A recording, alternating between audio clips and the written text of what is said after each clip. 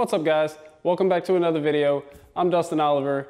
Today we're going to be talking about 5 of the best beginner woodworking tools, and I assure you there are tools you think you need, but you actually don't just to get started. Let's get into it. Number 1, drill and impact drivers. This will likely be your first purchase as a woodworker, homeowner, builder, maker of any kind. When I got started, I was using this 12-volt Craftsman set, which did the job. I've since upgraded to the Milwaukee platform, but you could also go with something like DeWalt, Ryobi, Rigid, Makita.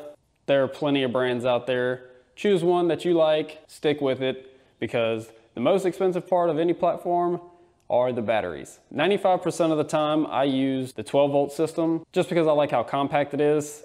It's lightweight, it's easy to get around and maneuver tight spots. Let's move on to number 2, the circular saw. So starting from the left, we have a 7 1/4 corded circular saw. This is a rather older circular saw. This is actually the one that I started with. It was my dad's, and I actually still use it. It still does the job. I couldn't even tell you how old it is. Next, we have the battery operated circular saw. These are really nice because you're not tethered to a cord. They're fairly lightweight. You can move it pretty much anywhere you need to go and not have to worry about a cord or anything like that. Then we have the track saw. This is really good at breaking down sheet material, but it's nothing that a normal corded circular saw can't do with a straight edge. You can just do it a bit faster with a track saw. But a track saw does get up into the higher price range. You're looking at around probably $500 to $600 if I remember correctly. I would recommend going with the 7 1/4 corded. It's the most affordable and it can do everything that you need it to when you're just getting started out to break down all your material. Now let's move on to number 3, table saws. So for table saws, when you're just getting started out, you don't need anything like this big cabinet style saw. This is just a luxury. I actually started with something just like this one, which I'll show right here. This was in my first shop. And then whenever I moved into this shop, I upgraded to a DeWalt job site saw and put it into a mobile bench, and it worked great. Spend the time and make a quality crosscut sled, and there's no reason that a saw like this can't do what you need it to get your first project going today. So this was actually sitting in my stepdad's shop, and it looked horrible. I cleaned up the top, put a new blade on it, lubricated all the moving parts, and got it to a usable state. You can find a saw like this on your local marketplace for probably $100 or less. A job site table saw, something like the DeWalt, runs around $600 with a mobile stand if you wanted to go that option. Let's move on to number 4, sanders.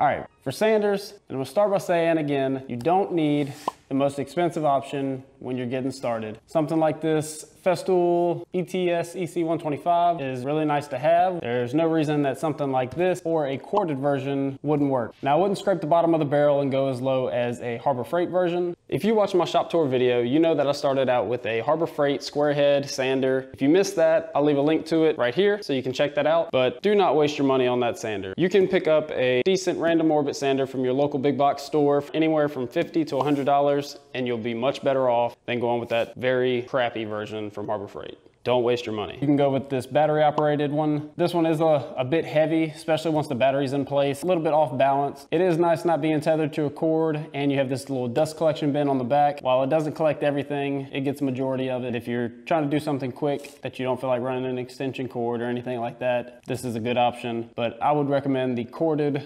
5-inch random orbit sander. And number 5 on the list, clamps. As you can see, I have a bit of a collection of clamps. You don't need this many when you're first getting started. When I first started, I actually used the Harbor Freight squeeze clamp. Don't waste your money. They all broke. That's why you don't see them up here. But the Harbor Freight F-style clamps like these are a good option. They work really well. They're affordable. They apply good pressure, and they'll clamp pretty much anything you need. Next would most likely be maybe some beefier F-style clamps like these Bessey F-clamps. And then if you really want to step it up from there, you could go with something like these parallel clamps. These are like the Cadillac of clamps. They are a lot more expensive, and I've slowly built my collection a couple at a time. You don't have to get them all at once. Buy 1 or 2 here every time you go to the store, and eventually you'll have a whole collection.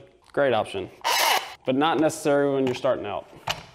And then some other nice to haves are squeeze clamps like these. I actually entered a contest on Instagram and ended up winning all 8 of these clamps from Bessey during their clamp challenge. Huge shout out to them. I appreciate y'all sending me these and having that challenge. Definitely go with an F-style clamp when you're first getting into woodworking. They're very versatile and they come in a bunch of different sizes.